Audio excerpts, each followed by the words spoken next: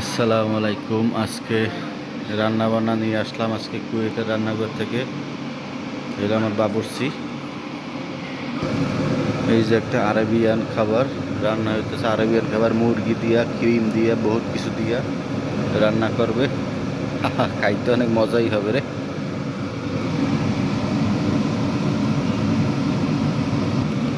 আর এই যে এটা রান্না করতেছে কি দেখে,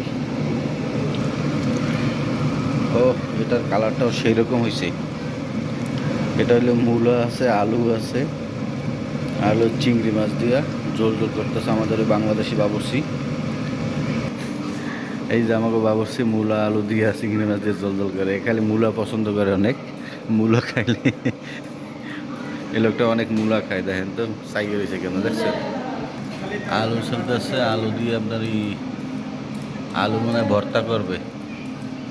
দেখেন, ও কি সুন্দর পদ্ধতি আলু সেলার। আগে গ্রামের বাড়ি দাও দিয়ে আলু চলতো, আর এখন এই যে এইটা দিয়ে আলু সেলে। মাসাল্লাহ অনেক সুন্দর, খুব দ্রুত হয়ে যায়। আলু ভর্তা করবে না নাকি কি করবে এটা? এই যে পাকঘর দেখাই দিই, আরবিয়ানদের পাকঘর কুয়েতে। অনেক সুন্দর, অনেক সুন্দর পাকঘর।